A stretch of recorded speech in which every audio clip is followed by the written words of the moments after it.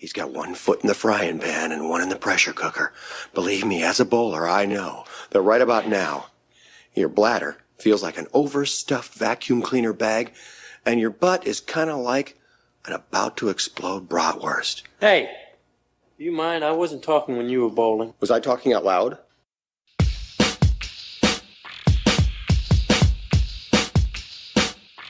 Welcome to Munson's at the Movies. My name is Kyle. I will once again be your host. I'm here with the rest of the Munsons. I want to give them a wide berth. He's what is called a born loser. A real Munson. Talk a little bit about what's going on in the world. Craig, you're up first this week, man. Well, we're in the dead middle of summer down here in Texas, which means I have to mow my lawn twice a week, and you can't do any outside manual labor after 10:30 a.m. The old Texas life where you're not supposed to go outside between 11 and 4 p.m., otherwise you'll die. I feel like a vampire. Now I can relate so much better to vampire movies characters, because that's what I feel like. I'm like, man, the sun's coming out. We have got to hide. Well, we will talk about Twilight at some point in this episode, so prepare yourself. I can't wait. Speaking of Texas boys, Warren. Yeah, to kind of go on Craig and his yard work, I find myself spending a lot of time out in the yard still. Except this time, I'm not feeling great about it because it looks like I did a fucking header into a poison ivy bush. My arms and my legs look like the worser half of Two-Face, and so I feel like shit at all times. So I can't go outside, and go in public, which is good, so I can hide all my terrible scarring. And I already had to convince somebody that it's not herpes because it's everywhere. I hope it was your wife you had to convince. It was actually my dad. All this just to get out of parenting, dude. You don't have to go to this extreme. I'm going to go rustle around in some bushes so that way I don't have to do Sorry, dad things today. Yeah. Can't change the baby. My hands are melting off. Yeah, James, you'll find out. You're married now. Rigby, how about you, brother? Oh, man. That Las Vegas lifestyle. Lots happened in the last 2 weeks. I recovered from COVID-19. I was fortunate enough to have Thank you. Fortunate enough to have very minor symptoms. Nothing worse than just aches and being tired. But yeah, I've spent the last 2 weeks recovering from that and moving out to fabulous Las Vegas, Nevada, where it is also hot. We're averaging about over 105 each day since I've been here. So I'm getting used to putting that little visor thing on my windshield whenever I leave the car. That's the first time I've ever done that anywhere I've lived. You get to be a Raiders fan now. That's right. That's right. I actually just drove by the stadium, and it's pretty cool. They call it the Death Star. Too bad there probably won't be any fans in it this season, though. Is it the Death Star because it's Allegiant Airlines? You could call it that in addition to the Star Wars reference, but yes. James. Good to be here. Sports are back. That's really positive for my life. First time I've had an endorphin release in a while, watching some sports. So that felt good. Also glad to hear that Rigby's doing well. Thank you. It brings us joy to know Rigby's not croaking away on it. Absolutely, man. Yeah. I had some lovely craft beers and pizza before this, so I'm recovering slowly but surely. I'm happy to introduce our next guest, Munson, another guest who's vying for one of our beautiful Munson's t-shirts. Allegedly. Yeah, allegedly. That individual is John Bell. John's earliest movie memory is Beauty and the Beast at the age of 4. From there, he spent much of his childhood entertaining family and friends by impersonating quotable lines from the likes of Jim Carrey, Adam Sandler, Celine Dion, Chris Farley, and of course, Mrs. Doubtfire. Wow, that's a very eclectic group there. Yeah, man. I think it's intentional. I think that's why it went with that. That's what my family said. Yeah, exactly. From junior high through college, John performed on the stage in various theater roles, so he's already jumping up the Munson meter on our level. He's got the theater background. The star meter, terrible. That's incredible. That would get you some extra points from us, John. When John was 16, he snuck into the mall movie theater with his friends to watch Cold Mountain, rated R. Ooh. Scandalous. Wow. Where he successfully predicted Renee Zellweger's Oscar-winning supporting actress win. Spoiler. Damn. Exactly. If no one knew, 16 years later, John has achieved over 470,000 lifetime Regal Crown Club credits. Say that out 5 of here. times Wow. That is insane. Good Lord. I got a lot, but John, you're just killing it, man. And on 2 occasions, he has successfully watched 4 different movies at the same theater in one day. So if you thought any of us were movie addicts, I've only done it once. I watched Scream 4, The Lincoln Lawyer, Paul, and Just Go With It in the same day. I don't even remember what the 4 movies were. I just remember leaving in the evening like a zombie. So that's what the feeling is. I was about to say I did 4 at a Sundance, and I felt like my life was wasted. So I feel you, man. I did it during like monsoon season in Australia, and like a movie in general is like $35. And so I was like, fuck this, I'm going to see 4 of them. And John also might have been one of the reasons MoviePass went bankrupt. And John, I am right there with you. I think when MoviePass ended, I was averaging like 7 or 8 movies a month for that $10. You and I are the major culprits. So welcome, John. Thank you. Yeah, MoviePass was a good experiment. I think whoever the people are out there who financed that disaster of a business model, but it worked for us for a little. I got in on MoviePass at $5.99 a month. Same. Ooh. Yeah. Yeah, you got the annual subscription like I did. Smart. Yeah, just destroyed it. It was insane. John, what's so you can't remember those 4 movies you saw in the theater in the same day? I guess if I go back and look at my Regal Club points, I guess I was about to say. Oh wait! You paid for all 4. I only paid for 1, and I walked in with 4. That was my difference. Warren is a man of principle and integrity. Clearly, he would never do such a thing. Well, John, we appreciate you being here, brother. Hope you enjoy yourself as we dig into a little Rami Malek. Awesome. Thanks for having me. Good to have you, man. It's gonna be great. Let's get into some birthdays for July 30th. Warren, what do we got?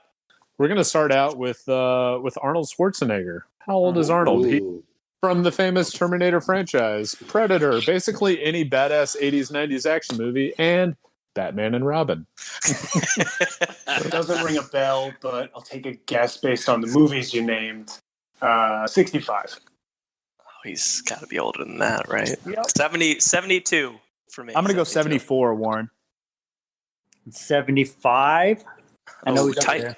tight window, Rigby. Suck it. Did anybody say 66? No. Well, you say 66, but he is 73. Oh, 73, everybody. I win. Yes. Nice. He had 72, 74, 75, so 72 wins. Damn it. Next up, we got Lisa Kudrow from Ooh. Friends, Analyze This, Rummy and Michelle's High School Reunion, and Dr. Dolittle 2.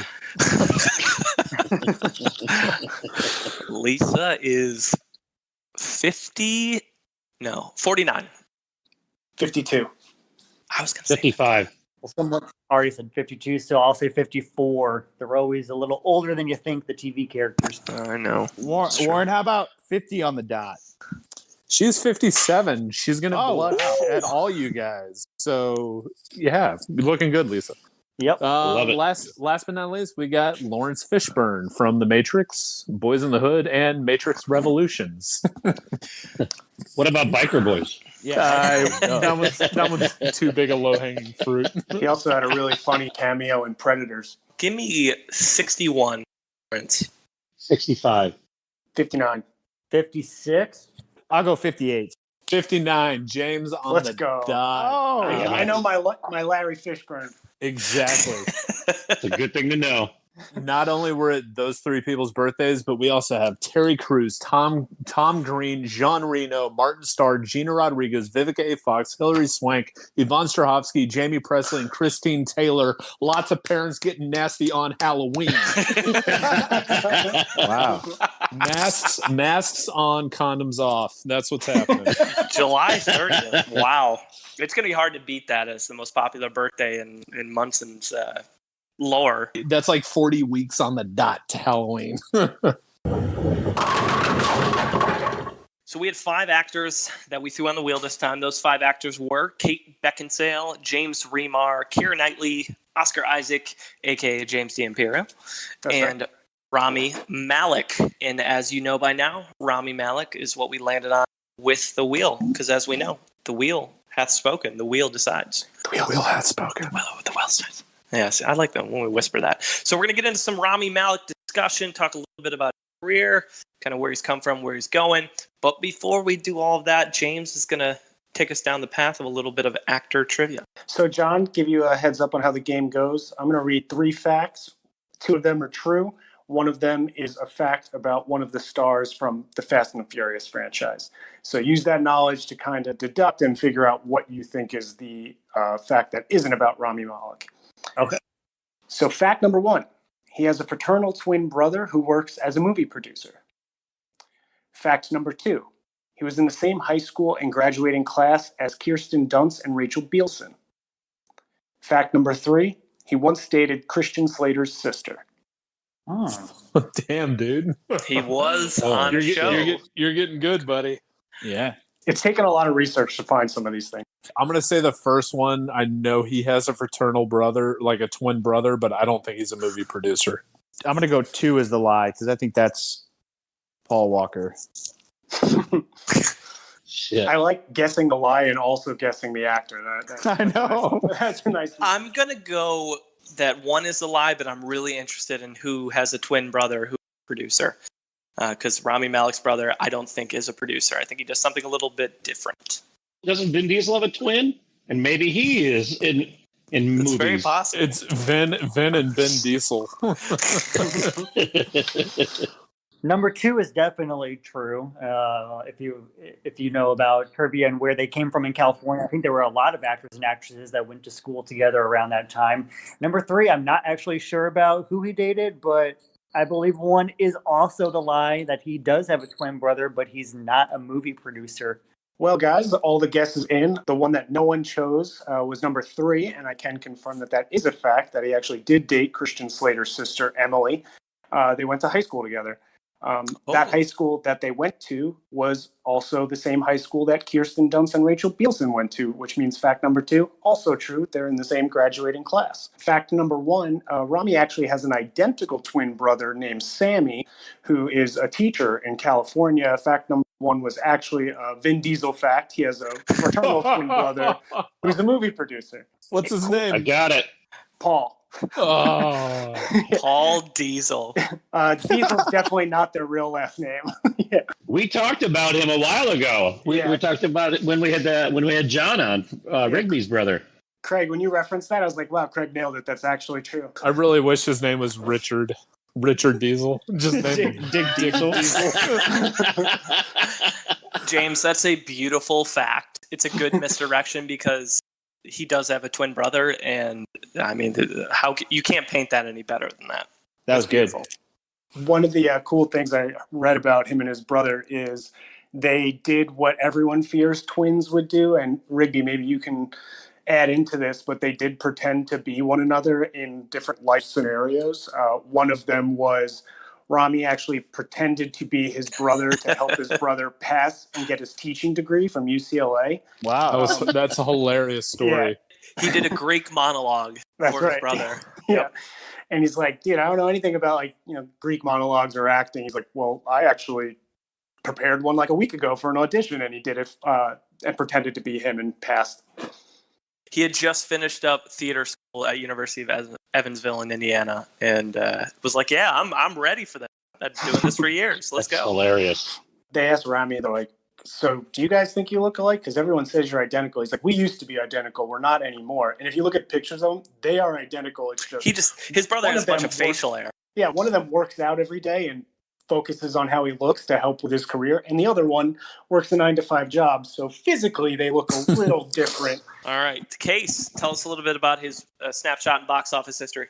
Well, this was a fun one for me to look into. When you guys said that we were watching Rami Malek this week, I had no idea who you were talking about, so it's fun to check some of this out. Pretty well-rounded box office. He's got some bombs and bomberoos, and he's also, he's been in some wildly successful movies. In fact, the interesting thing about his breakdown is that, or most of the box office success is coming internationally, which is wild because he's from California, and any of the other actors and actresses that we've watched or that we've focused on, the international ones are the ones that do well internationally. The Candor, O'Dowd.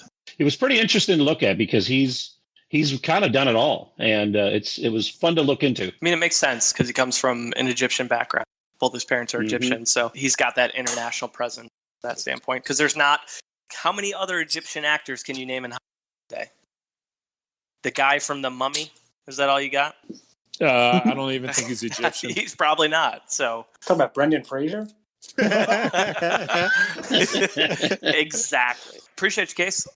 Yeah, man.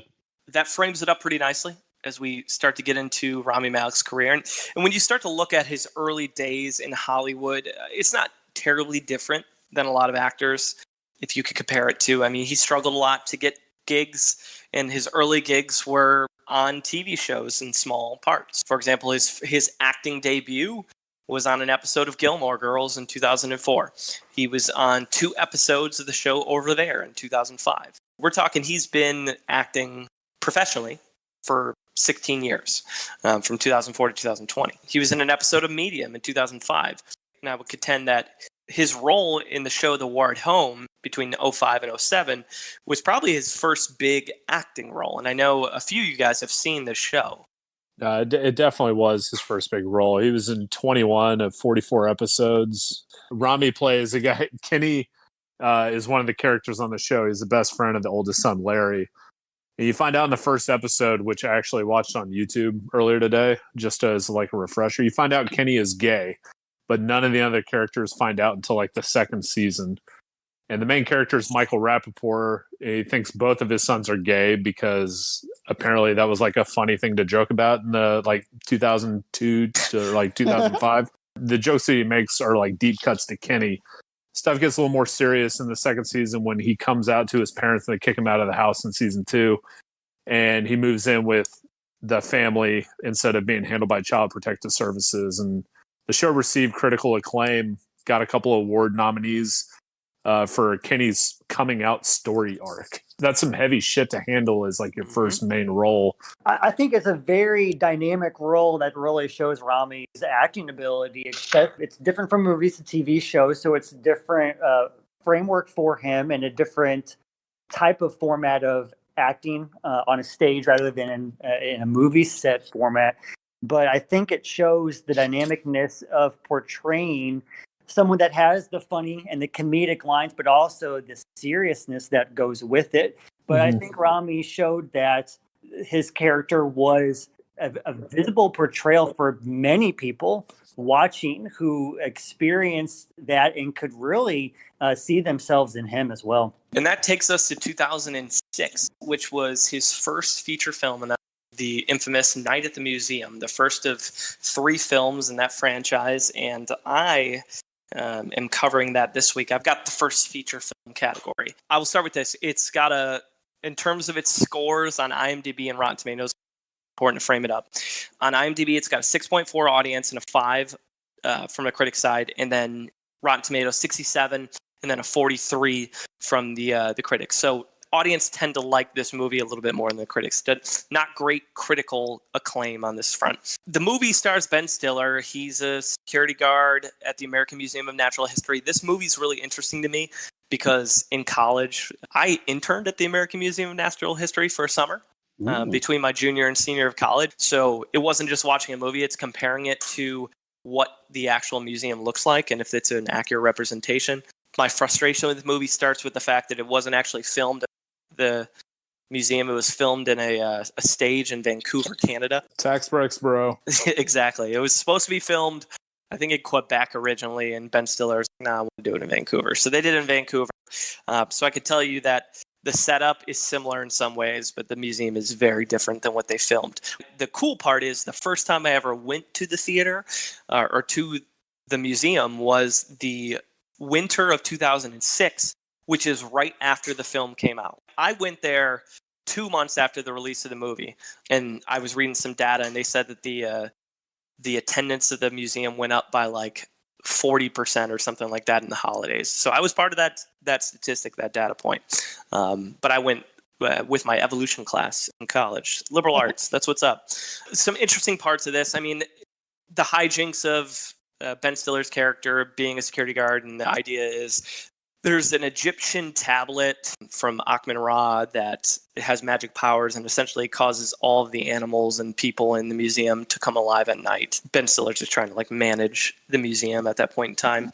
There's some interesting bits in there. There's a throwback reference to Gulliver's Travels, which we covered on the Chris O'Dowd episode. It's a very similar plot point where he gets tied down as the giant. The best part of this movie, in my mind, is the dynamic between Owen Wilson and Steve Coogan's characters as Jebediah and Octavius. It's good fun between those two. The ultimate lesson of the movie is that all is forgiven if the antics make money. That's what I took away from it.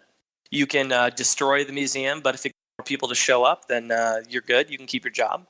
I don't think that's the message the movie was trying to portray, but that's what I took away from it. That's the nonprofit life, baby.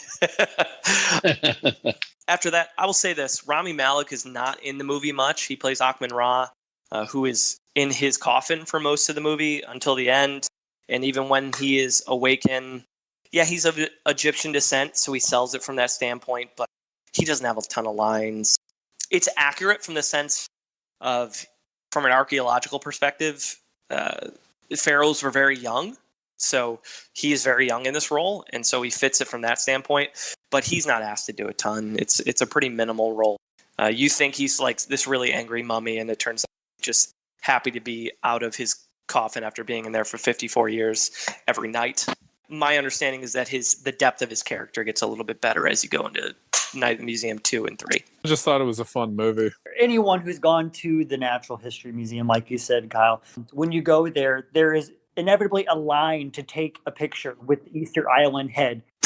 Gum gum. Yeah, everyone has to say dum dum when they take the damn picture with the Easter Island head.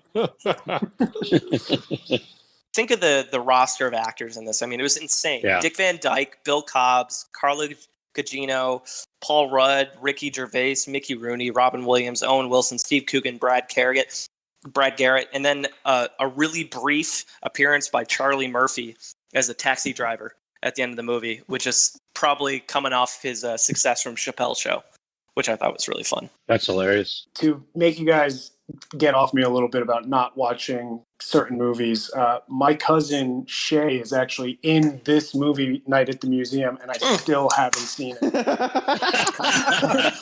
It's consistent. That's what I hear. Family be damned, right? Yep. Consistent. This is who I am. Just accept me. All right. So what is Shay? She's like plays a tourist in one of like the scenes. She's but she's an extra. Yeah, she's an extra. Again, I haven't seen it. Rami was almost recast in that movie. Really? At the beginning of the movie, the producers weren't thrilled with the direction he was taking it in. He wasn't. The first set of shots was the outside of the museum, right? And so they shot him in that, and then he didn't get called for the next round of shooting. And then his agent called and said, "Hey, do you know why they put a casting call out for this role?" And he realized that he had to retract a little bit and get back on the same page as everybody else. And so he said that was a pretty humbling experience. That blows me away because it's not like there was any flexibility in the type of character they wanted to play. Yeah, no shit. It was like he moved. It's pretty he moved obvious. While he was wrapped up like a mummy, he moved to the left first. We wanted him to wiggle to the right. Like he comes out, blows dust out of his mouth, like, "Oh, I've been in there." Like, trust me, that's good acting, but it's not like you can do that different. Hey, set director, can I do that differently? Like, it's no. Do less. No, do more. He took the role and he tried to play it as a real dandy gentleman, and they did not want that. And so I think he was doing more than they wanted, and they wanted him to pull it back a little bit. This is what I'll say. Even though he wasn't asked to do much, it was a big blockbuster movie that put him on the map. And I think that's the value of Night at the Museum. It turned into a larger franchise, and he became a household face, at least at that standpoint. Even though people might not know him, they would recognize him because so many people had seen Night at the Museum, especially kids. So between 2007 and 2012, before we hit largest critic gap, he's in some smaller projects. So in 2007, he's in a theater production in LA. We're used to talking about actors who are in some theater productions in New York, but a little bit different. He was in LA. He's from LA. It was the Credo Canvas. He played a character named Jamie. Then he was in the follow-up to Night at the Museum, Battle of the Smithsonian. Again, is his character Ahkmenrah in 2009. And then in 2010, he was in the show 24 in 3 episodes He essentially played a terrorist who has kind of a redemption story arc. And the part I would note about this from the research I did is that after he filled that role, he told his agent and kind of made a mental decision that although he played, and I'll put it in air quotes, an acceptable terrorist, he didn't want to take on those stereotypical Middle Eastern roles that he could be typecast in. So I think this was a large pivot for him in his career, because he could have kept just playing these kind of roles in TV shows and movies and decided, I don't want to be stuck into that mold going forward. Even though 24 is an extremely successful show, and I think he did a pretty good job in his role. But also 2010, he was in a show called Pacific. He was in 6 episodes, and from what I know, it's an Emmy Award-winning show. I think a lot more people remember Band of Brothers, which was the European theater, and it's the exact same thing, but the Pacific theater. And so, like the island hopping campaign, Okinawa, and all that stuff over in the Pacific, it's a lot more gruesome. Just like conditions and everything are a lot more fucked up. He plays a real life person. Merrill Shelton, his nickname was Snafu. He comes in the middle, then he becomes like one of the main characters. He's a person who is already like really fucked up from the war. And so he's kind of like everything that the evilness of war and battle, like that's incarnate. And it's just like his mind's all messed up. He's really damn good. Like, I think if you were to ask a lot of people who remember the show, they'll be like, oh, Snafu. Yeah, I remember that guy. I was pretty blown away at just like how his character was. And they even show like at the end in the credits, they show like pictures of the real life people. And Snafu's character was from Louisiana. And so like he went to the war and all that stuff and didn't talk to any of the other Marines for like 35 to 40 years. Wow. And then he came back because he just didn't want to think about like all the nasty like stuff that they did as like a mortar squad. So after I watched that, I thought he would get more roles as like a leading man and stuff, but he really didn't. I heard him say in an interview that was the most tragic character he's played because of the the stuff that they did on the set to film and to create some realism. And then he was constantly haunted by the fact that this is a real story. And he was playing a real person. I remember reading that too. Like it took him a while to recover from that, where it was they just threw him in like rain and just like all this stuff. He was saying that on one of the scenes where they were having to get out of the boat and it was still moving, that if they didn't get out of the boat, they had stuntmen in the boat to throw them off because they couldn't stop the boat. The rest of that time frame, he's in Larry Crown as a character named Steve DeBassi in 2011. Battleship in 2012, that Liam Neeson classic with Rihanna that, put her on the map and put her in so many movies after. Yeah, that didn't happen. And then he was in a show called The Legend of Korra, a voice actor role. He was in 3 episodes. And based on some of the research I was seeing, it seemed to be a pretty big fan favorite of those who enjoy that genre. All of that takes us to 2012. To his largest critic gap in Paul Thomas Anderson's The Master. And Warren is going to talk about that one. This one might be the first of 2 contentious Rami movies we're going to talk about. Yeah, I would highly agree with that. It's really hard to find a movie that's so like incredibly well filmed and 2 very memorable performances by Philip Seymour Hoffman and Joaquin Phoenix. With all that in mind, the movie still sucks. When the credits roll, you get this feeling like somebody said, hey, let me tell you a joke. And right before you think they get to the punchline, they say, that's it, the end. It's cinematic blue balls. There's no investment in any of the character in my mind. So when it's all said and done, you don't care about anyone. Thus, you don't care about the movie. Rami doesn't have a very big role, but he plays the son-in-law to Philip Seymour Hoffman's character, who is a firm believer in this Scientology-esque based religion. Yeah. He's like L. Ron Hubbard of the religion. Yeah. Now, as a part of this like founding family, he's completely dedicated to the cause, like in all caps, because that's what it's called.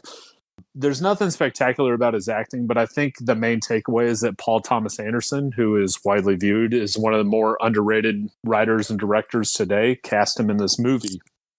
or Rami hadn't done anything huge of note to this point, but to get him in this kind of role, he would start definitely drawing a lot of recognition from a bunch of different directors and studios just from having Paul Thomas Anderson's name tied to him. Mm-hmm. So really like verbal meme. I'm that guy sitting at the table drinking a coffee with a sign that says "The Master is completely overrated. Change my mind." It's a beautifully shot movie. It's the I think they said it was the first movie since Hamlet in 1996 to be filmed in 65 millimeter and projected in 70 millimeter. So like the detail of the movie is insane from the technical side. Is that really talent? Or is it just like I can film It's in just this a versus choice. film in that? It's just a choice. It's similar to like what Tarantino did for Hateful Eight. Yeah, Tarantino did for that. I don't hate Tarantino, but that was what he did when he Billy filmed Lynn's Long Halftime Walk. Fucking 3D PTSD movie. I understand The Master. It's a character study. It's not an exciting character study. Joaquin and Philip Seymour Hoffman are worth the price of admission at the very least, because those two are just like insane people. They're just insane people who act really well. I mean, Philip from a technical standpoint and Joaquin from a Daniel Day-Lewis method side. Like, they're just crazy people. And those two with Amy Adams just makes for a really good cast. No shit. If you had said that this was the like the prequel to the Joker, I'd totally believe that. That would make sense. That would make more sense than anything. Like, that would make this movie a lot better in my mind. Yeah.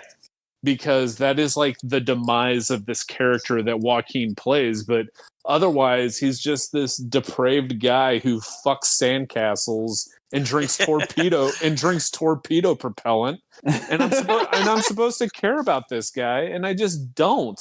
And Philip Seymour Hoffman's this fucking con artist, and he's the only person who like sees Joaquin Phoenix as being this guy who is like, he's the only person who can who's like an idiot enough to believe this stuff. And I can put everything, if I can change him, then I can change anybody. And because Joaquin Phoenix is just a normal person and what Philip Seymour Hoffman is doing is absolute bullshit, nothing happens. And so, like, why the fuck am I supposed to care about the movie? Yeah. I only saw The Master once, but I think my beef with it was that it focused too much. I get it because he is the main character, but I think it focused too much on Joaquin Phoenix and not enough on. Well, it was his journey. Yeah, I mean that's the story, right? And I think I would have rather had it be show the uprising of Philip Seymour Hoffman, L. Ron Hubbard, whatever you want to call him, because I think that is so fascinating how this guy, became what he is, commanded that presence, right? Instead of. Yeah, I think it would have been a better movie if it had been about that. But, it's easier to make up somebody out of thin air rather than do a biography on somebody. My favorite scene in The Master is when Dana Carvey dresses as a turtle and he goes, turtle, turtle. Wow, that's oh my God. Keep at it. Are you trying to kill Warren? Is that what you're trying to do right now? That was great. James was sitting on that one for a long time. Well done. All right, we'll keep going. Gosh, I did not see that coming at all. You know what his name is? You know what his name was in that movie? His name was Pistachio. Oh my! His name was Pistachio Disguisey. Oh, you tell it. Oh my fuck!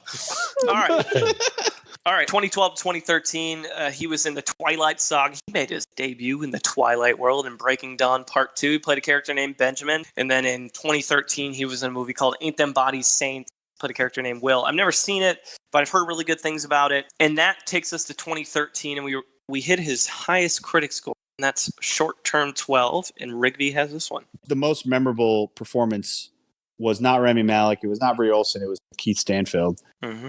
Yes. This movie is sort of known now as an introduction to what was to come, in later years with all of these, with Brie Larson, with Rami Malek, with Lakeith Stanfield. These guys are all stars now. But back in 2013, this was Brie Larson's first leading role. So it was kind of a look into what was to come in Hollywood, 6 or 7 years down the road. Caitlin Dever was in it too. Caitlin Dever too. And so the best two performances are Lakeith Stanfield and Caitlin Dever. And the movie is based on these supervisors for foster kids, and Lakeith Stanfield and Caitlin Dever play foster kids in the movie. Brie Larson is the lead supervisor, along with John Gallagher Jr., who is her boyfriend and also a supervisor as well. Kills it. And yeah, he's great in it too. Both of them are really good. Rami Malek, I was kind of disappointed that he didn't really have a big role in this. He doesn't really do a lot except for be the naive. So he's the new supervisor who's introduced to the movie.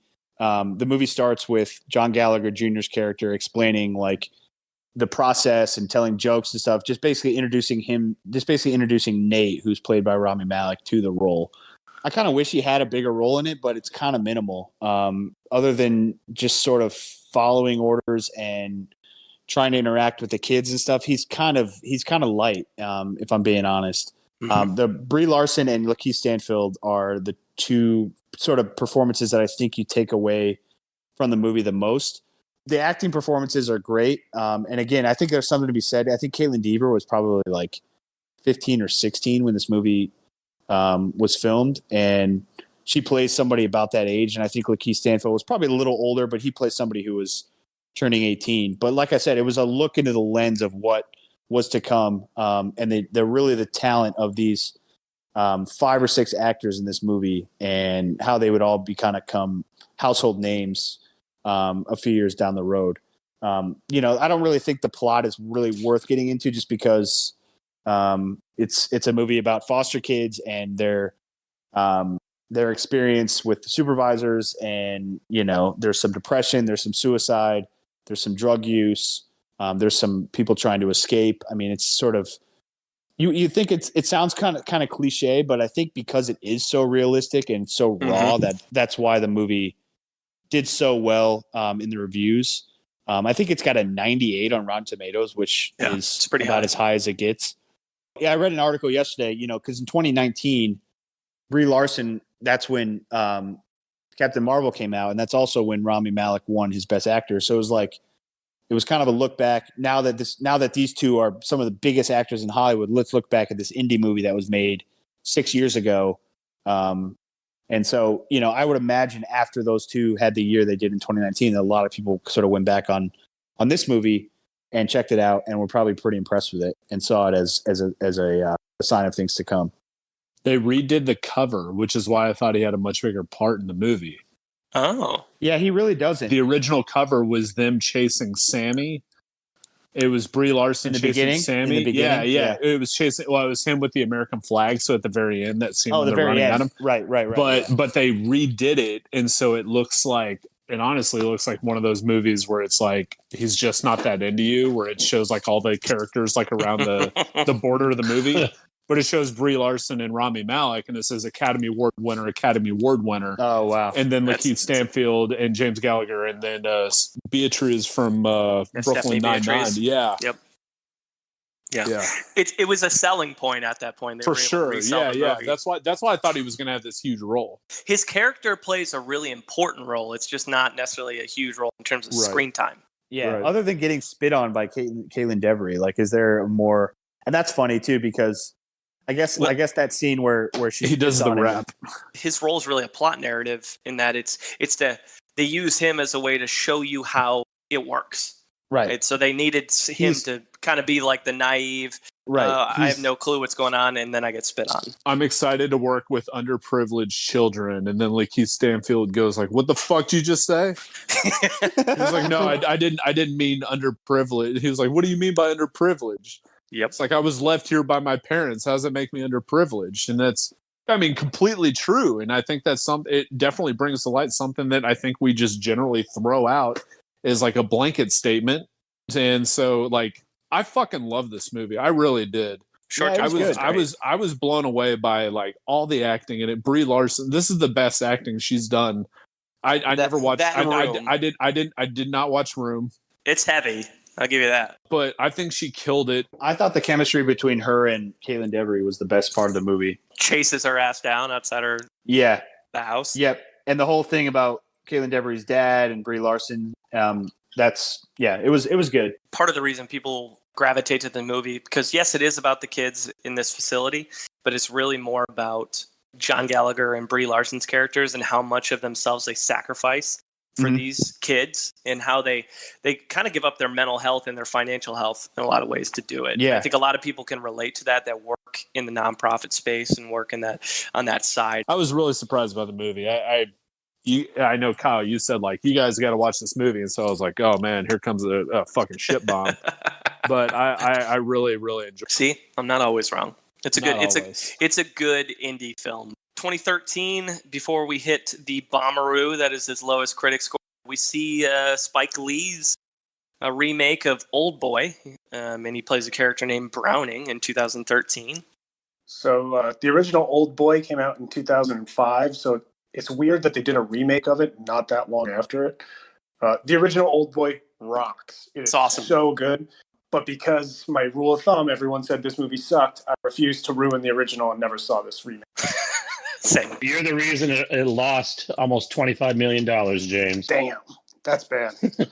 Well, I think they were probably hoping after the success of the first one internationally that this would sell, and this Spike Lee joint just didn't land. Which, speaking of films that didn't land, Need for Speed 2014, lowest critic score case.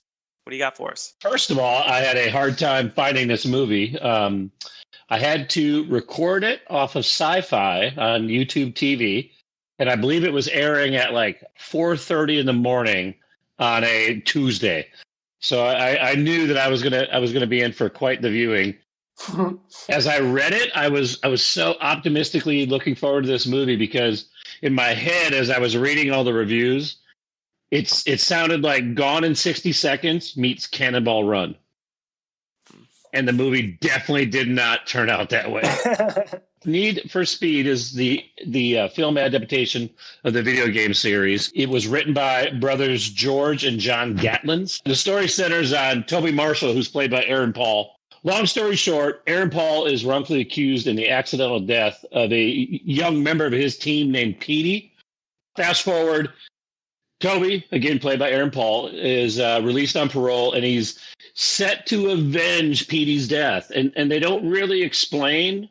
I'm not sure if he's trying to avenge his death by somehow getting Dino framed or made everybody aware that Dino actually killed Petey, or if he's somehow avenging his death by winning this winner-takes-all race. One of the best parts of the movie, the race is organized by the mysterious Monarch, who's played by Michael Keaton. Ooh. Somehow Michael Keaton is like narrating this race. He's kind of like a play-by-play guy on a video podcast. And he knows everything going on with Toby and how he's driving across country in time to get to San Francisco to race in this winner-take-all race. His character, it's pretty entertaining when he's on, even though you're like, how the hell is this even a thing? Throughout the movie, Toby's gang helps him get to the race. His gang is actually highlighted by Rami Malek. That's where he comes into the story, who plays Finn, who is the crew's computer expert. Malek has a pretty limited amount of time in the movie focused on him. There's really two scenes that Malek stands out. One, he quits his job because he finds out Toby is out of jail and they're racing across country and the team needs his help. He quits his job and he basically is walking out of the office, and it's like a 5-minute scene, and he strips down naked except his socks. He's walking out, and Ramon Rodriguez, he comes out to pick him up, and he goes, "Why are you naked?" And he goes, "Because I had to quit my job." And he's like, "You couldn't have quit it in a different way?" And he's like, "Well, I wanted to make sure I wouldn't go back." And he's like, "Again, you couldn't have done that in a different way?" That's how Kyle quit.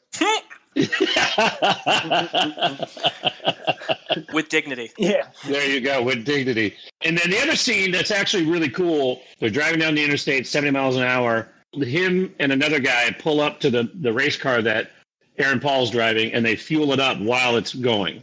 And Malek climbs onto the roof, climbs onto the side of the car, and gets it filled up. And it's really cool because he was actually doing a lot of his own stunts in that movie. That was pretty cool. Movie's directed by Scott Waugh. Rami Malek in an interview said he was really excited about that because Scott Waugh he's a renowned stuntman. In one of Rami's television appearances, Scott Waugh was his stunt double. Here are the only redeeming qualities of this movie.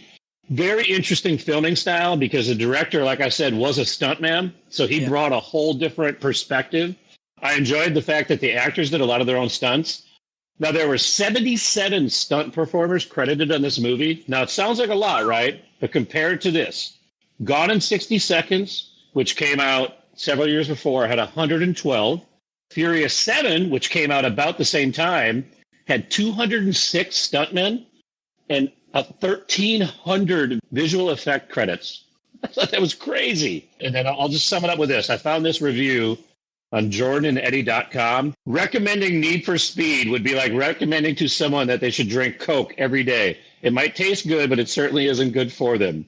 Need for Speed has no illusions of what it is, even if it may have wanted to be some type of rival to the Furious series.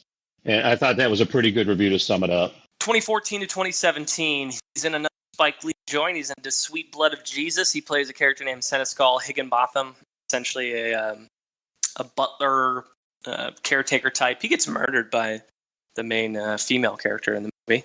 Spoiler. But other than that, he's it's pretty minimal what he's asked to do in that role. We see the third entry into the Night at the Museum universe in Secret of the Tomb in 2014. And then we run into what is probably his most famous role up to this point in his career. I mean, I guess it's debatable with the one we're going to talk about here in a little bit. But his work on Mr. Robot as Elliot Alderson from 2015 to 2018, Emmy Award winning. So because of this podcast, I finally gave in and decided to watch Mr. Robot. A couple people had told me it's an awesome show. And I figure what better time than now, and can confirm, awesome show. And Rami Malek's great in it, and I totally understand the hype. It made me respect him more as an actor after watching it. I couldn't agree more, James. I watched 3 seasons in a week, and he could not be more perfectly cast for this role. I know the director, they went through I think he said over 1,000 people for this role. They auditioned a ton of people for it. And they landed on him. You could not find a more perfect person for this role. He has to play a character that's almost tweaked out of his mind at the time. And he's got this inner dialogue which drives the entire show. He's got this calm, cool about him. Then he can go off at a moment's notice. And I'm with you. I got through 3 seasons. I just got the 4th, but didn't get to start it. So I'm definitely going to finish that here pretty shortly. And I can't wait. I was very skeptical, and I think this is probably the show that turned me on to Rami as a force. Agreed. What I find interesting about him, he plays a tweaker that breaks the fourth wall and is a unreliable narrator, and it's just so fascinating the whole time. And he does it so well. Part of it is he plays dark roles well, and he clearly can pull off the high strung look with his eyes and whatnot, and it just he really kills the role. It's an unreliable narrator. I tried to multitask in the middle of an episode, and halfway through I was I got to start this over. I have no fucking clue where I'm at, and that's exactly I was really blown away. Him and Christian Slater in this show are so good together, and the smaller roles. Portia Doubleday does a really good job, and Grace Gummer as the FBI agent, awesome. Yep, all of them playing with each other. It's a great show. I really enjoy it. And we'll pause for a little personal life conversation. He once dated Portia Doubleday, former love interest of Rami Malek, and not entirely sure what went wrong there, but they're no longer together. She is now with Lucy Boynton, another person he worked with. So looks like there's a trend. Yeah, he seems to fall in love on set. Seems to be the theme here. Did he meet Christian Slater's sister on set? I don't where that happened. No, they went to high school together. Oh, there you go. Well, Yeah. On set of their high school. Could have been a high school play. I mean, he was in theater. He was in theater from 2002 to 2007. So we didn't do that kind of research, but there's a good chance we got. That's very true.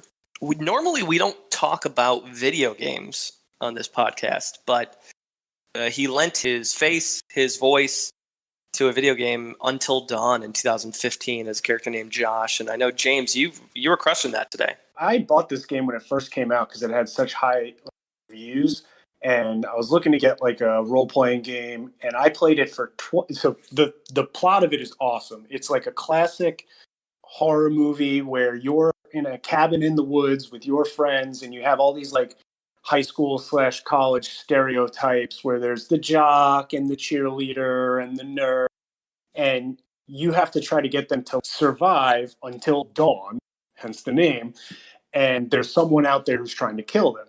You can make it so all the characters make it to the end, or you can screw up where all the characters die, but as a character dies, there's no going back. So the story has to continue with, 9 characters, then 8 characters, so on and so forth.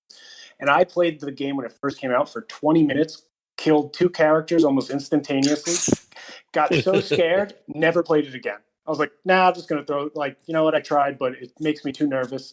And then when I realized he's the main character in the game, I was like, all right, I'm going to sit down, I'm going to play. I didn't realize it was Rami Malek, so I'll give it a shot. Absolutely awesome. The game is fantastic. He didn't make it to the end. I mistakenly killed him, but couldn't suggest the game enough. And it's so old at this point that you can get it for like $10 if you wanted to right now on PlayStation. But it was great. And he plays another guy, dark and disturbed and super complex and super intense. And it was really good. What I think it's important about these particular roles, even if it's a video game, is after Mr. Robot, the opportunities for him as a lead actor just exploded. They opened up like crazy because Mr. Robot was such a game changer for his career. So he becomes main character in a video game, and we're going to talk about a bunch of leading roles here, one after another. So before we go any further, we're going to hit 2017, and this is going to be our Munson's Choice. So, if you're a first-time listener, we hit the main 5 categories. Our guest, Munson, is allowed to pick a different movie of their choice. And in this case, John Bell picked Papillon. John, tell us a little bit about it. Papillon in French is butterfly, and it's based off an autobiography, Papillon, and also Banco, written by a Frenchman who was in the story. He was framed for murder, allegedly by the people who he was stealing jewelry. This main character, Papillon or Poppy, safecracker. He is sent to this notorious prison work camp, French colony expansion. He is told on his way there, get about France, and France has forgotten about you. He gets to this work camp, and he knows that he has to survive and also try to find a way to escape. And he meets someone named Dega. And Dega is a wealthy man convicted of forging financial documents. So Poppy believes this guy, Dega, is his way out. Dega is played by Rami in the movie, and he has one of the lead roles. Poppy attempts to escape and fails. He is captured, sentenced to 2 years in solitary confinement.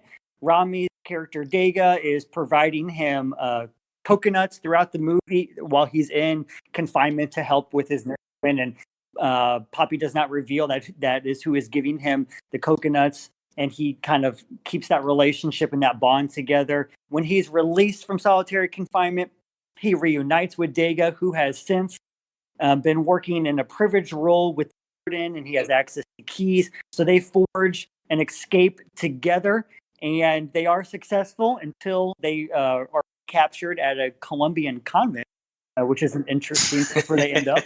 And then they are taken back to the work camp, and Poppy is given 5 years solitary confinement. After the 5 years, they end up at Devil's Island, where Poppy is again reunited with Dega. And Dega is a very different kind of person who has been at Devil's Island for several years now. And they forge a final escape plan. The movie is very long. On the final escape plan, I don't know if we're doing spoiler, completely, but Poppy ends up jumping into the ocean and seeking his freedom on his way back to France. He was forget about France. He never forgot about it. And at the very end, the credits remind you that it's based off a true story.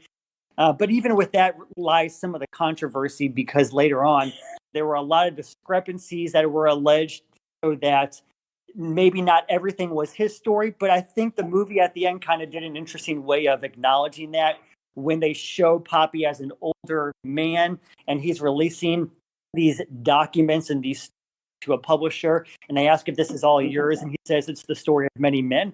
So whether or not it was all him or not, based off the many stories who went to this notorious work camp, and that's kind of the basis of the entire story and plot for these guys. Freedom is definitely one of the primary themes of the entire movie. I did find myself wanting to see what happened, how were they going to manage the escape, and I like the kind of mystery of it. At the same time, the movie seemed to jump from crime to escape to maybe there's a love interest to adventure to finding oneself to drama. And that, as a viewer, that was difficult and challenging for me to keep track of all those different themes and where they could go and what the director was trying to do. So the first part of it kind of dragged for me, but once you get into that second half, it was very entertaining to see kind of what the next step for these men were. I think they could have played a lot more to the, like when Degas and Poppy first meet, he was like, hey, I'm going to help you out. He was like, oh, so like the scorpion and the toad. Yeah. Which is exactly what this entire thing is. Like, that's in your nature. You're going to escape. If they kept coming back to that, that would have been great. But I'd heard of this movie, and I was like, why do I know this movie? Of course, I find out it's a remake, and you know, it's Steve McQueen and Dustin Hoffman. And then I started thinking about that, and like this quote came up into my mind: is what would have happened in The Great Escape if Steve McQueen and them dudes had turned tail and ran? Well, that's what that movie was about. They were escaping, they ran away. That was from Tropic Thunder. But you know, the fact that Poppy, this version of Papillon, like, didn't make $5 million, but the original made 14 times that back in like the 70s. You know, there's so much stuff that I really could have got out of this, but I fully believe that Rami playing Degas in this movie, like I felt that he did well. He did really well. Yeah, exactly. I felt him being the kind of character that Dustin Hoffman definitely would have played in this. But where I think Rami as an actor shines is when his character is in its most distressful positions. Think about the time when working, and this is a small guy who has a lot of money. He's not really done a lot of hard labor, thrown into that hard labor, and he's, you know, he can't really compose himself. I think the acting for Rami comes out, as well as the acting when Poppy is in solitary confinement. And it's this hallucination scene where Rami is have to play a mime, and you're like, what's going on? Yeah. And then when you think about the end, Rami and Degas is almost a completely different person. Thumping his chest, screaming. Ceilings, and his hair is all disheveled. And I think it shows that development of that person, that at the beginning when you meet Degas, I thought Rami was a little flat. But as an actor, and as the movie progresses, and as the character progresses, halfway through in the fight scene, that's the first time he starts to gain his voice and he starts to fight back, even though he's kind of like this little squirmy guy, and they kind of take care of him right then and there, all the way up until the end where he makes that decision to stay behind on the island and not make the final jump. That kind of fits his just character in general. Like as an actor, he's very into character acting work, and so I would imagine a lot of the beginning of his roles, it's just not as good as the heart of it, because he really gets invested in it. And yeah, like you said, at the very end, I thought when Poppy jumps off the cliff and they're yelling back and forth at each other, and he's just sitting there like thumping his chest and screaming. I was like, granted, it's like a really easy thing to do, but I was like, I buy that. Yeah. Like I buy he like threw his all he toughened into up that moment. through that process. Exactly. All right, so we've got one more performance to hit, but before we do that, we got a few projects between 2017 and 2017. He plays the lead in a movie called Buster's Male Heart. He plays Buster. I'm going to mention a few things because I know before I toss this to some of the other guys on the podcast. I'll say this: number one, this movie is a mind fuck. Yep. If you are looking for a movie that is a mind fuck, go watch Buster's Male Heart on Netflix. It's readily available. I will say this is probably my favorite performance from Rami, just because of the complexity of the role and the insane batshit nature of the movie. With Buster Mal's Heart, though, is when I was watching, I was so confused, and I would gladly admit that I love thrillers, and I love dark thrillers, and I love having to think outside the box, but I also admit when I truly don't get it and have no idea what's going on, and that's what happened here. Is I was like, wait, all right, hold on, wait, all right. So what happened first? Yeah, which person is he? Who? That's what? on a boat? That's how I felt the whole. Exactly. That's how I felt the whole. I mean, so it didn't click with me as much as some of his other roles, but I totally can understand how his acting style kind of fit well with this because the character's super dark and going through a lot of issues and multiple timelines, but it just wasn't for me. And he's asked to do a lot. Mm-hmm. He's asked to serve in a lot of different roles because a lot of it's. I saw a whole YouTube thing on this guy postulating how the timelines work and what's happened before this other part, where things diverged, and I just enjoyed the legend behind the movie from the kind of the conspiracy theories as to what the fuck actually happened. I'm really upset I didn't watch this one. I'm sure I'd have something stupid to say, but It's okay. Scope it out and then text us and let us know your thoughts on what the fuck actually happened. The aforementioned BoJack Horseman, he plays a character in season 5 called Flip McVicker. It's kind of like a disgruntled writer. I actually just feel it's very different from the roles that he plays in most of his other movies. It's about him. Mm-hmm. It's a very kind of like all of his other roles is just like I just want to be a character in the background. Like I don't want this attention, and his role in BoJack is very much like me. So it's very unique. I agree. And 2018 comes. You've all been waiting for, if you're listening, and that's usually the movie role that people think of for when they think of Rami Malek. And that's his largest audience gap. So a movie where audiences found a little bit more appreciation than critics, and that's Bohemian Rhapsody. James is going to take us down that path. When I was given this assignment, I'd already heard a lot of negative things about Bohemian Rhapsody.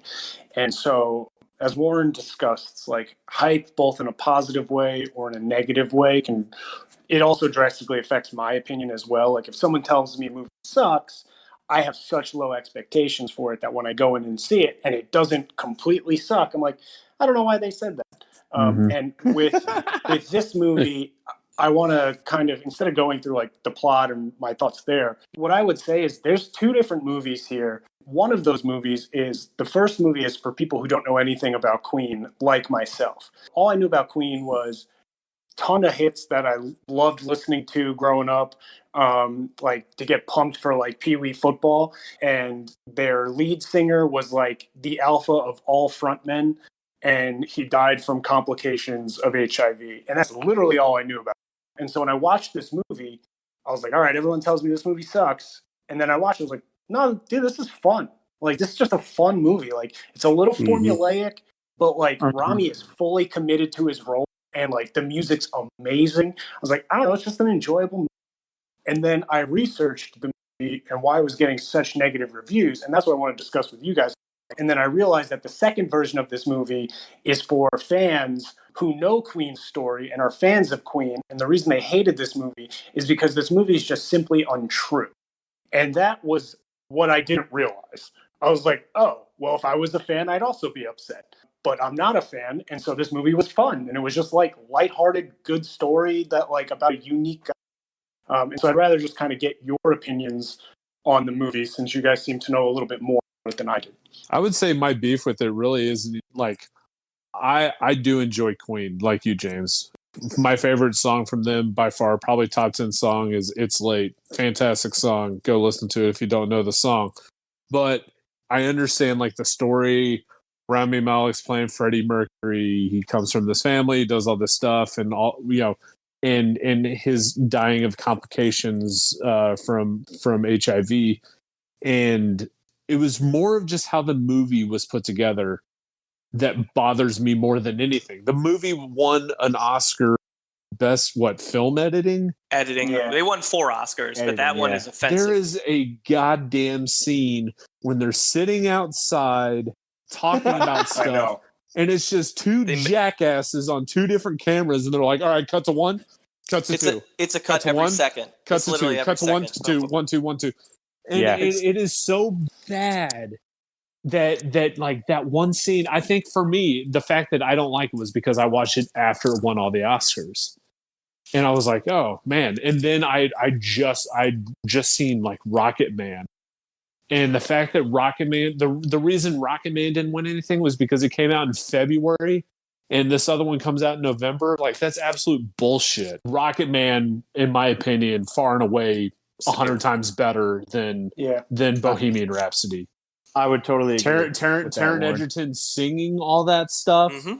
Incredible. Well, and keep in mind, too, the year that it was nominated was the same year where Bradley Cooper did most of the writing and singing for A Star is Born.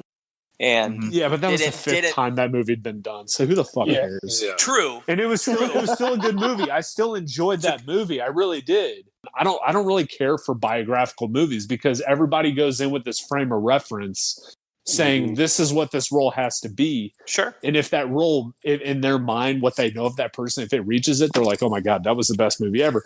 You can never be better than the person who actually did it. And so to say, like, to have I think biographical movies should almost be their own like Oscar category. Yeah, biopics, so that way we don't keep giving Oscars to what's her face that did Judy Garland last year, Renee. Renee. It's like the movie wasn't very good, but obviously she just went all in on the role. My issues with the movie is not Rami. Rami's good. Rami is very good, and I think he's well deserving of his Oscar for that. First time nominee, first time win. Got to give him credit there. My issues are just more so the legend behind it and who wrote it.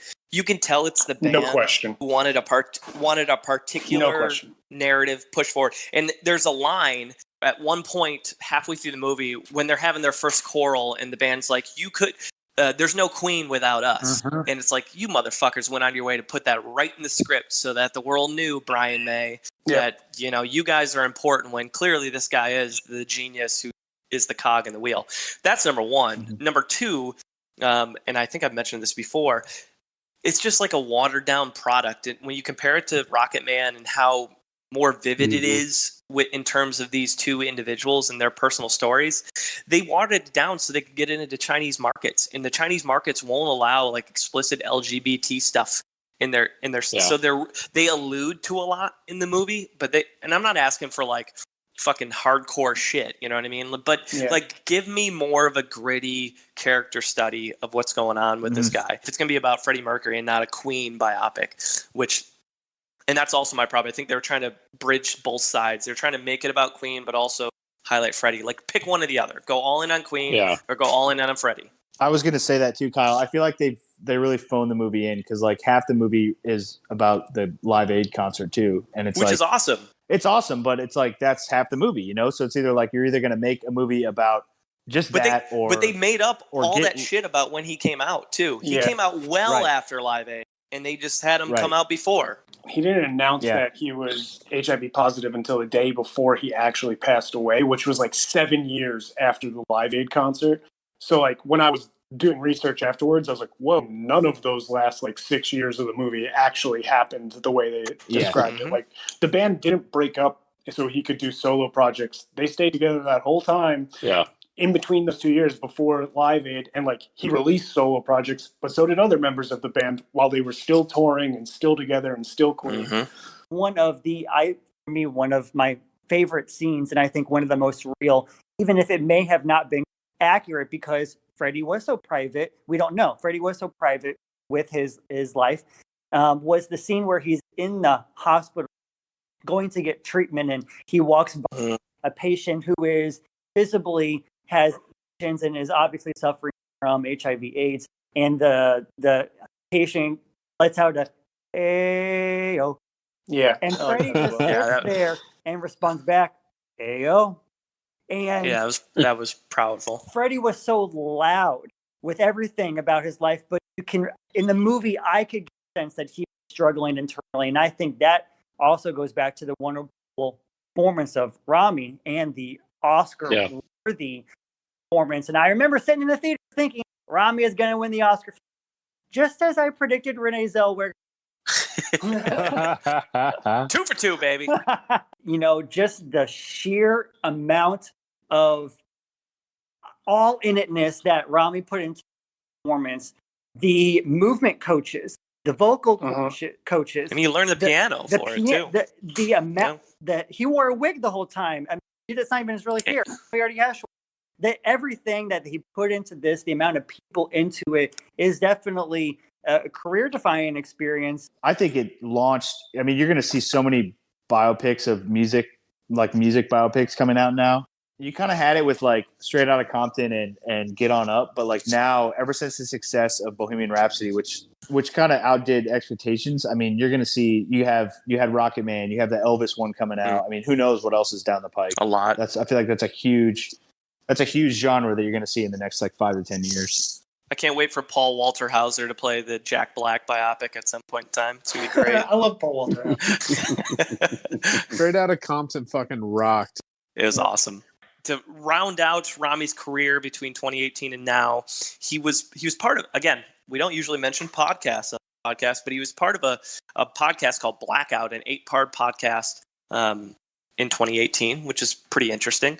And then in 2020, he was in the remake Doolittle with Robert Downey Jr. He played character Chi-Chi, who is the gorilla who's really scared and has a redemption arc to get some bravery. He's like the cowardly lion, but in a gorilla format for the story. Before they give the dragon, they take something out of the dragon's butt at the end.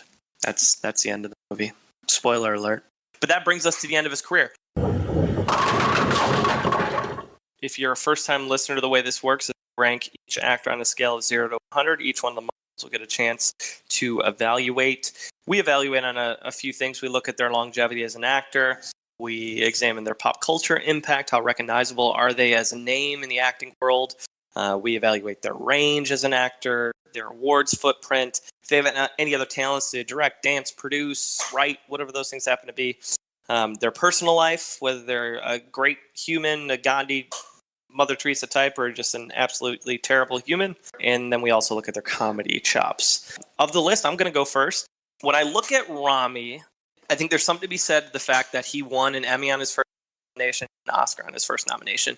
For as young as he is and only 16 years in the game, that's pretty impressive. The more I watched his work, the more I appreciated him as an actor, especially when I watched Mr. Robot, Buster's Male Heart, Papillon, like a lot of the later stuff that he's put out. I'm pretty impressed with him as a lead, especially because a lot of his early career was him as a supporting actor in a lot of ways. I like that he's not a huge fan of social media. He's not a very sensational type of person. He became an AIDS ambassador after working on Bohemian Rhapsody, which I appreciated.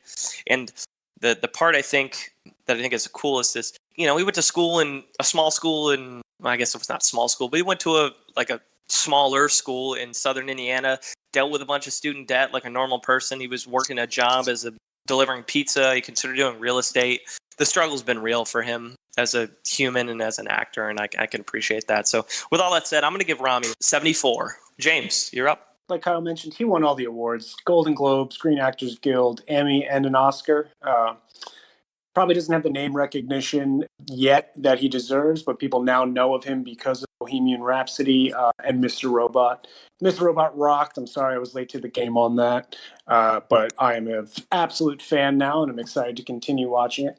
He's the first actor of Egyptian heritage to win an Academy Award for Best Actor, so that definitely deserves some props there. He's lended support to a ton of charities, such as the ACLU, the Red, like Kyle mentioned, which does HIV/AIDS awareness and raises money specifically in Africa. And then this last one, which is for a cause called epidermolysis bullosa, which is effectively known as EB. That's a brutal disease that actually impacts less than 0.01% of the world. And one of those people that it affects is actually my cousin. It is the worst disease that no one's ever heard of. And so when I read that Rami actually supports that, I was totally taken back because I never see that mentioned anywhere. You know, I've had my GoFundMe on my Twitter and on my Facebook page for like years now, pretty much ever since my cousin was born. And so to see that, I was like, oh, damn, this dude's going way up in my book. I don't care that he's young or new to the game or doesn't have the name recognition. And then when I learned more about him, we actually have the same birthday. So look at that. I'm just going to continue to give him more points. Yeah. Could not be rooting for someone more than him. It's like Watanabe with me. I gave him the birthday bump. Exactly. So for that, I'm giving him an 80. Warren. Rami is one of those guys that I remember when I first heard about him. Yeah, I saw him and I was like, "What the hell is this guy doing?" It was just kind of that. It was definitely in the work. Like, who cast this bug-eyed guy to be in this role? And I was like, this guy's not going to be around very long and all this stuff. But it honestly wasn't until I watched Mr. Robot recently when I was absolutely floored by his acting in the show. Like, I was captured from episode 1. I love his acting in that show. And while I don't care for Bohemian Rhapsody, I did enjoy him in the role. Do I wish he could have sang the songs? Sure, because anybody who could sing like Freddie Mercury deserves every acting award and Tony Award ever. But no one can do that. No one can hit that 4-octave scale like he can. Sorry, Adam Lambert, you can't do it either. And he is the one actor that we've done so far that I am the most excited about for the future. I cannot wait now to see him in the new Bond movie as the villain. Yeah, I wish we would have been able to see that before we rated him. Exactly. Like, I'm fucking amped to see him as Safin in that role. I really think that he can bring this this creepiness to it, just like Javier Bardem. You know, bring this like absolute just like eeriness to the role where people are just like almost afraid to talk afterwards because he's just so fucked up in the head. And I think he can bring that. Yeah. I would love to see him do things that are in kind of the comedic vein. I just don't think that's in his lifeblood though. Like, it's kind of like Jesse Chastain. I don't think he has it. He does a good job at interviews, but he's still just kind of a little off. So I think he could really be the closest thing that we have to the next level of that Joaquin Phoenix, kind of that Daniel Day-Lewis in that vein. And so I wouldn't be surprised to see him in more Paul Thomas Andersons. Hopefully they're better than the Master, but like, I bet we could see him in more stuff. And but believe it or not, like, I'm actually going to give him a pretty high score for me because I'm actually the most excited about what the future holds for him. So I'm actually going to give him a 79. Oh, that is high. Wow. Warren he knows he doesn't want to have to adjust his score later, so he's already been No Time to Die is going to be awesome. So it's true. It's true. That is 79 is tied for my highest score. It's true. All right, John Bell. I loved reviewing Rami's work and going back and watching some movies. I think it all starts back to one of his main roles back there in the mid-2000s with The War at Home, where he portrays a very positive portrayal on TV of a closeted young man in the mid-2000s. That's a very important role back then as it is now. And I think that set him up very well for his actor ability to be funny and to be serious at the same time, which, as we see in his movie, he plays many of those roles, from Roland the Master to Buster's Malhart to all the way to Bohemian Rhapsody. So I love his acting ability. The thing for me with Rami is the deep voice. It's almost like all of his movies, he still carries this very deep voice that is going to be maybe one of his signature as he continues in his acting. I don't think we've seen the best from him yet. Bo Rap was amazing. He deserved the Oscar. I think he's going to have more of those performances. I cannot wait for No Time to Die. I am giving him a 75. The only reason I'm not giving him higher is because I think he has more to give us. So I don't want to overshoot it yet. We appreciate that. That's a good score. Rigby. You guys hit everything I want to say. I'm also excited for No Time to Die. I read an article that the director said that of any villain that's ever played a villain in a Bond movie, he brings out the most emotion in James Bond. It's going to be a good dynamic, basically, between those two. And I agree. Like Javier Bardem's character in Skyfall, I think Rami Malek's going to be extremely creepy. Obviously, he's got the awards chops with the Academy Award and the Emmy, both on his first nomination, which is very impressive. I think the one thing about him is he just hasn't been around long enough for me to give him a longevity score that's up there with the other ones that I've given.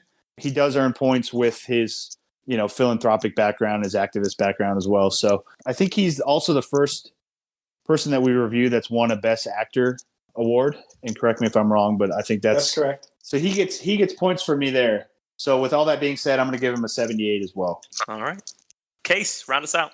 I don't know why, but when I was watching a lot of interviews with him, he struck me as a very young Johnny Depp. And I don't know why, but I just kept thinking and making that connection in my head. Is that a good thing? Well, that's kind of where I'm going with it. He seems very authentic when he's interviewed, and I think he's authentic in his roles. And he's kind of off, and he hits home runs when he's playing that outsider and that dark and that misfit character. I mean, he nails that.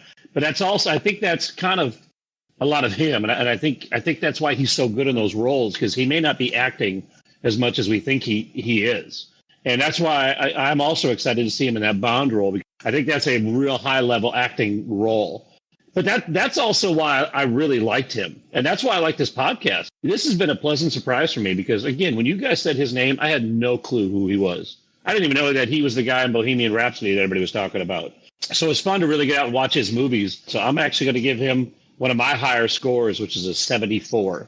Warren, what does that bring us with Rami Malek? That gives Rami Malek a 76.67, which is for fifth. Ooh. Ahead of Jaimin Hansu and behind Ken Watanabe. I had a feeling before this thing started, I was looking at our rankings. I was like, I have a feeling he's going to fall right between Watanabe and Pratt, like somewhere in that ballpark. So let's rock and roll. All right, Warren, what do we got? What does he got coming down the pike? Yeah, No Time to Die, which who knows when that'll actually come out. And then The Little Things, looking at 2021, it's a thriller.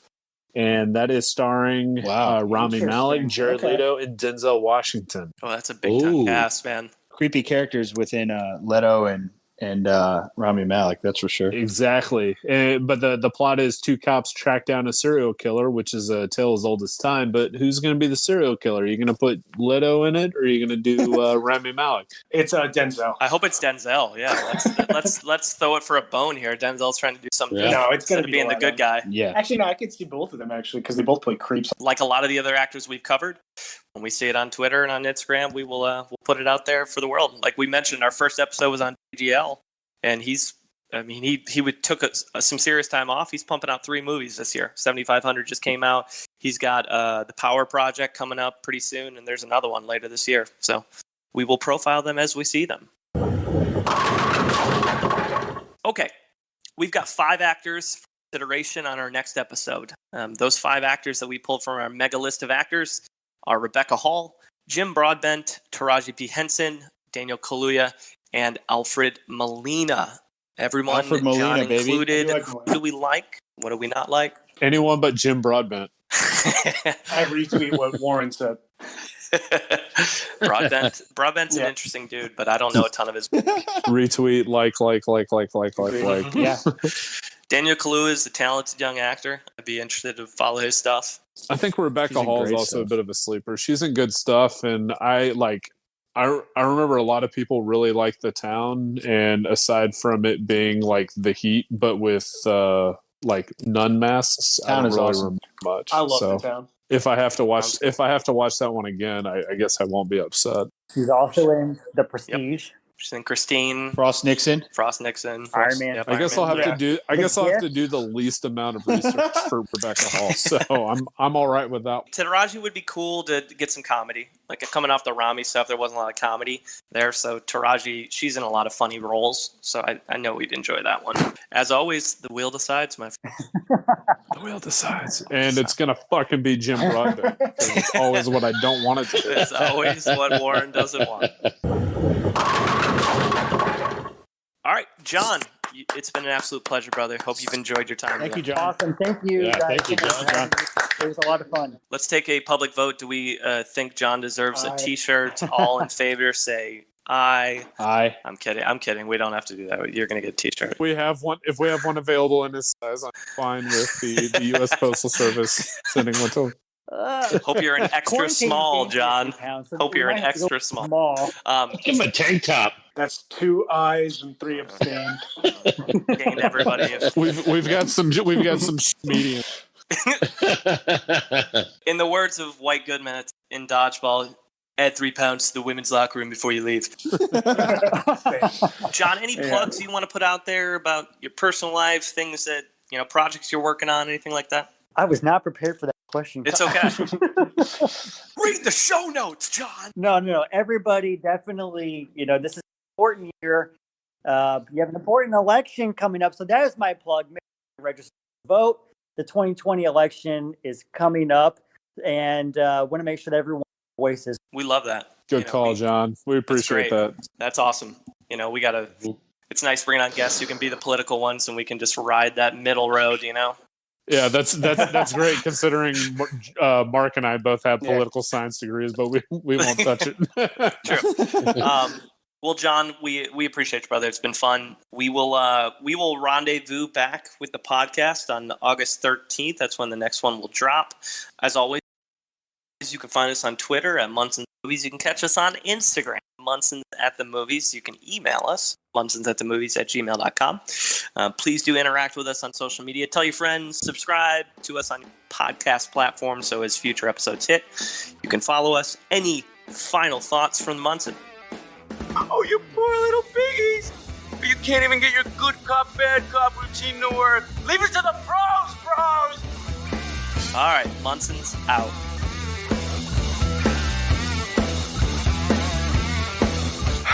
All right, let's go. Thank you for the education, gentlemen. We've just received a PhD in stupidity. Doctor, shall we?